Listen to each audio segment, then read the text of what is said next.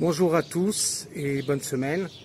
Il y a une polémique qui enfle et qui se cristallise sur la personne de Delphine Orwiller, sur les prises de position qu'elle a eues tout récemment, que j'ai soutenues, ou éventuellement de Marc Nobel, l'historien, ou même d'Anne Sinclair, ou d'autres personnalités juives qui viennent et disent il faut maintenant regarder un certain nombre de choses en face. Alors, je voudrais rappeler à tous les lecteurs, c'est que les gens, la population israélienne veut la fin des combats, veut en priorité mettre le retour des otages, et que émergent de plus en plus de voix dans la société, que ce soit au niveau des politiques ou aussi bien de la société civile, l'arrêt des combats dans la mesure où les dégâts ou les victimes de la population civile deviennent insupportables, intolérables. Donc je voudrais juste rappeler une petite chose, c'est que ces intellectuels qui prennent position aujourd'hui et qui prennent beaucoup de coups pour ces positions, et je félicite leur courage, n'ont jamais manqué de rappeler à tous les interlocuteurs le massacre du 7 octobre, n'ont jamais manqué de rappeler que le Hamas n'est pas une organisation de résistance, c'est une organisation terroriste, nihiliste, qui a dans sa charte la volonté de détruire définitivement et totalement, et de tuer même tous les juifs et d'éradiquer l'entité sioniste en Israël. Donc il faut bien être clair. Aussi, une des choses, c'est qu'il y a une tendance de certains groupuscules, à nier les exactions, le pogrom qui a été commis par le Hamas le 7 octobre.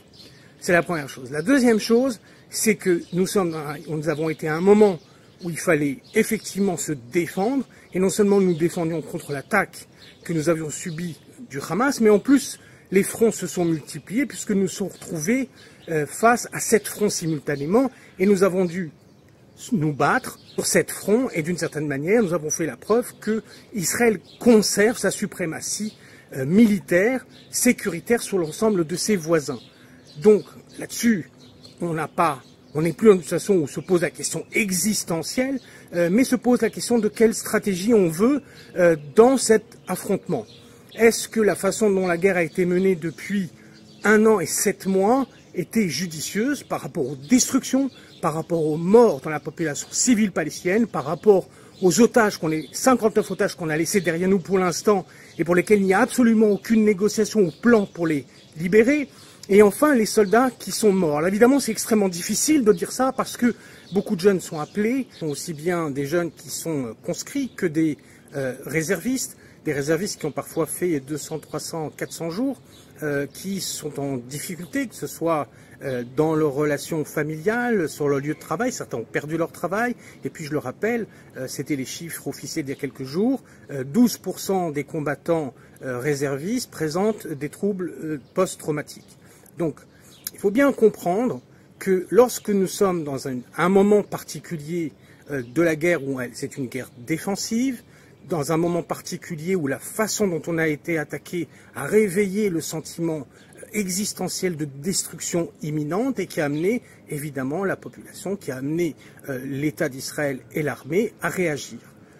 Un gouvernement qui n'a pas le soutien de sa population sur tous les grands sujets aujourd'hui qui nous occupent ne peut pas se permettre de changer en cours de route de stratégie, d'objectif. On ne peut pas passer d'une guerre défensive, quelle que soit la façon dont on l'a déployée, parce que je rappelle, on était sur 7 fronts, mais on ne peut pas passer d'une guerre défensive à une guerre de colonisation, parce qu'il est exactement question de l'influence de l'extrême droite sur le gouvernement pour non seulement essayer d'éradiquer le dernier terroriste du Hamas, et là-dessus les choses sont un peu plus compliquées que ce qu'on nous présente, mais de surcroît de venir réoccuper, c'est-à-dire de venir coloniser la bande de Gaza, avec certains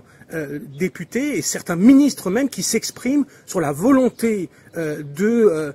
transférer la population de Gaza dans n'importe quel autre pays, et de sortir plus de 1,5 million, 2 millions de Palestiniens de Gaza de façon complètement immorale et complètement contraire au droit international. Donc nous sommes dans un moment où il faut taper du poing sur la table, dans un moment où il faut dire stop. On ne peut pas continuer à laisser abandonner nos otages, on ne peut pas laisser nos jeunes soldats aller au combat dans des conditions où ils sont systématiquement la cible dans un jeu de guérilla qui fait que chaque mort de soldat est une victoire pour le Hamas et donc le renforce dans la population gazaoui. Et de surcroît, on ne peut plus supporter le fait qu'à chaque opération, on liste 10, 20, 30, 100 personnes, 200 civils assassinés, en majeure partie des femmes et des enfants. Donc cette situation est insupportable, elle est intolérable. Elle est intolérable pour nous, Israéliens, pour la grande majorité des Israéliens, elle est intolérable pour le monde entier.